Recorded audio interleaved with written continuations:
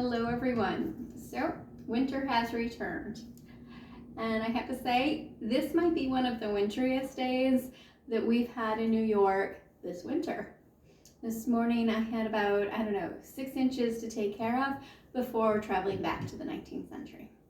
Today I'm talking about winter weather wear and what pieces I would choose if I was out in the sugar camp. Which, okay, let's be honest, we all know I would not be out in the sugar camp. I don't do well with the slippery and the cold and the, winter. But these are my choices. I am going to start my layering with my wool stockings. These are over the knee. What I have on are actually my wool stockings from Delp. Love them. Okay, and then I of course would have on my period winter boots. Those of you that have worn 19th century boots know that there are leather soles and they can get pretty slippery when you're talking about snow, ice, or mud. So luckily I would put some overshoes over that. Rubber overshoes give you just a little bit more traction and are going to help with the snow and the mud. Okay.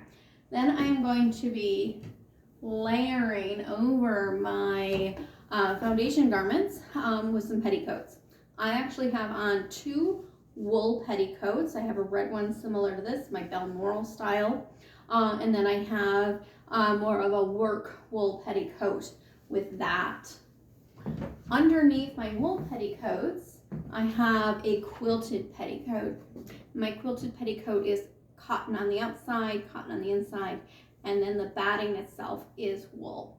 Now those layers of wool are going to help me both with warmth and with moisture control. So if I do end up getting into some of the snow and it sticks to me, it's not going to be as gross as what happens when you have the moisture attaching to cotton. Wool just is going to act a little bit differently. All right. Now, I tend to layer these back out. It's going to bother me. I tend to get very cold wrists and hands, as you know.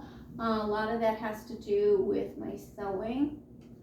So in addition to gloves or mittens, I would opt for either wristlets or undersleeves like this. And that is going to add some additional warmth to this working area here. All right.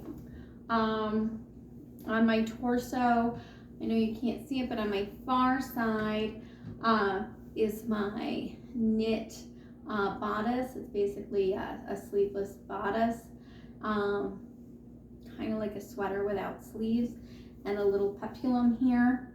I actually prefer that over the bosom buddy, which is that elongated triangle that crisscrosses over the front and ties in the back. Now, I would pick, yes, I dressed the chair in my coat.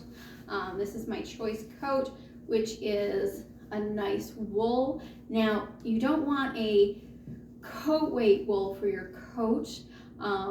Basically, you're going to want a heavyweight wool. There is a slight difference in that this is going to give you warmth without the bulk.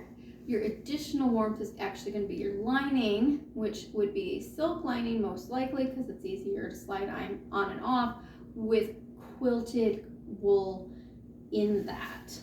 And I prefer a coat that is going to allow me to have my layers underneath and some flexibility with my sleeves. And since this would be for working outside, I would be careful of how big of sleeves. This is a bit too full if I was going to be working over the fire. Now in terms of headwear, I did oops today. I brought all the pieces I wouldn't recommend. I would not wear the lappet out around the sugar bush or the fire. And I actually wouldn't even pick a quilted. The reason being, while this is warm, I don't like the peripheral vision issue that happens when you're wearing a brim that sits forward. You would, if this is your choice, you would have to pull it back in order to see around you. When you have people working with the fire, the large fire, and all of that maple syrup. I would actually prefer to see a wadded hood, which I did not bring, but that one is going to sit a little bit further back. All right. I think that covers all of my layers. So those are my picks for heading out to sugar camp or the sugar bush. I hope you're staying warm on this day. Spring will probably be here tomorrow. Have a good one.